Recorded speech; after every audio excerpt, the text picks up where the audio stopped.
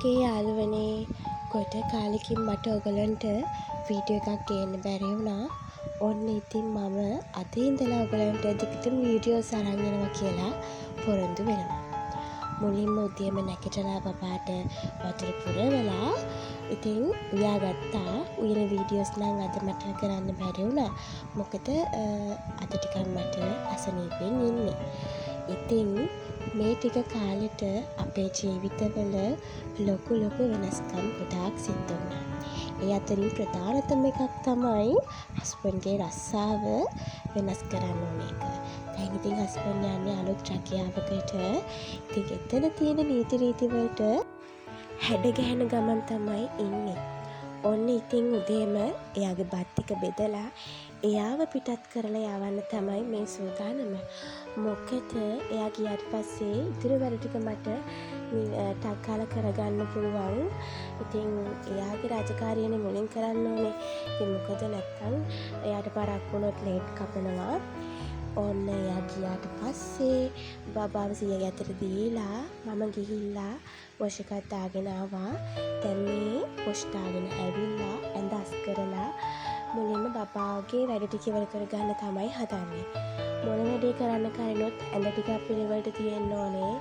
ඒ නිසා මම මේ ඇඳ ටිකක් අස් කරගන්න තමයි හදන්නේ.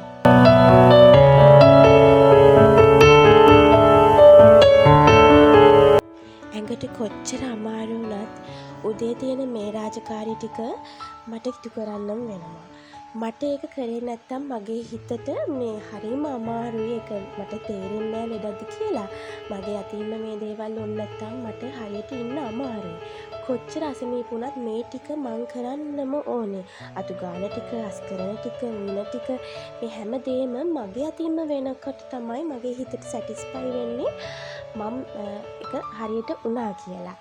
ඉතින් ඔයගලන්ටත් එහෙමද කියලා පල්ලෙහෙන් කමෙන්ට් එකක් දාලා යන්න.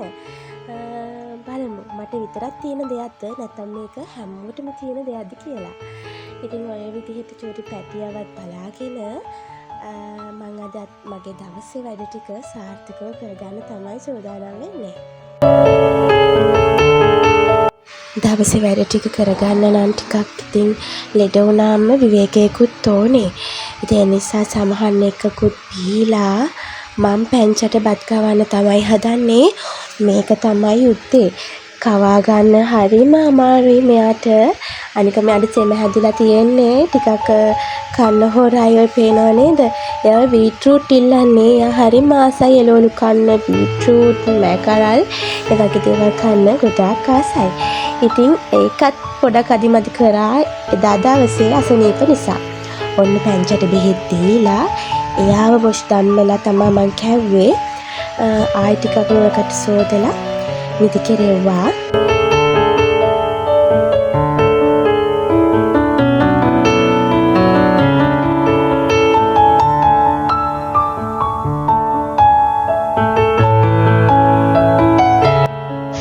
ඔන්න ඉතින් ඉක්මනින්ම ආවා. ගෙවල් එහෙම අස් කරලා ඉවරලා රෙදි ටික වනාගන්න. ඉතින් මේ රෙදි ටික වනාගෙන මම දැන් යන්නේ උදේට කන්න. දැන් නම් ටිකක් බඩගින්නකුත් එන නිසා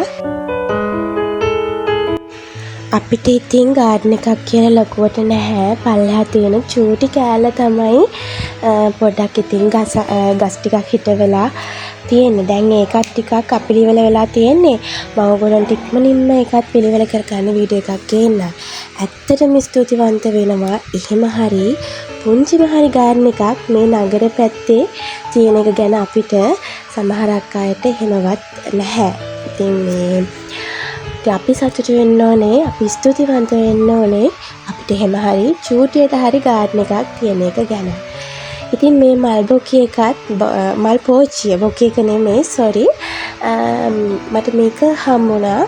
ඉතින් මේකත් හරිම ලස්සනයි. පයිප් ක්ලීනින් මේ වලින් හදලා තියෙන හරිම ලස්සනයි. ස්මෝල් බිස්නස් කරන අයට ගොඩක් ඉතින් හොඳයි මේ වැඩේ නා. ඕන්න ඉතින් දැන් තමයි කන්න හදන්නේ. ඉතින් දැන් බඩගිනි මනටම කාලා එන්නම්. කෑවට පස්සේ ඉතින් ටිකක් වෙලා නිදහසේ ඉන්න පුළුවන්. මොකද බබත් නිදිනේ. දවල් දවසම ওই විදිහට තමයි ගෙවුනේ. මේ ඇවිල්ලා හවස් වරුවේ මං ගිහිල්ලා මගේ මනි ප්ලාන්ට් එක ටිකක් වැවිලා තිබ්බනේ. මේක කපලා එතන අස් කරලා මේ මං මෙතන පඩිපෙළ උඩ මං හිතාගෙන ඉන්නවා මනි ප්ලාන්ට් ඉන්ඩෝර් ප්ලාන්ට්ස් වලින් ලස්සනට හදන්න. ඒ නිසා මං කඩිනුත් ගන්නවා. මං ගාවත් තියෙන හින්දා මුල් අද්ද ගන්න තමයි මේ හදන්නේ. මේවා ටිකක් වතුරේට දාලා.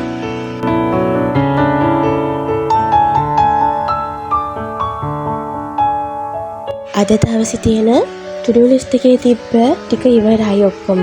අද මම ගොඩාක් දේවල් දාගත්තේ නෑ. මොකද මට අසනීප නිසා. බුදු පහන තියලා බුදුන් වැඳලා ඉවර වෙලා ඉතින් හස්බන්ඩ් එනකම් බලන් ඉන්නවා වොෂ් එකක් එහෙම දාලා. අද අපි රැට කන්නේ කඩේ. මොකද මේ දවස්වල ටිකක් ගෑස් ප්‍රශ්නෙත් තියෙනවා නේද? අපිටත් මේ දවස්වල ගෑස් නෑ හොයාගන්න.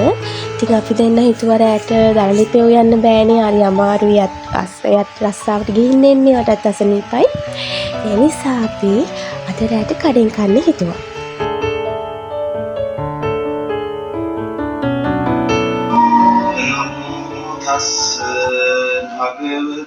එදා දවස මගේ ওই විදියට තමයි ගත වුනේ.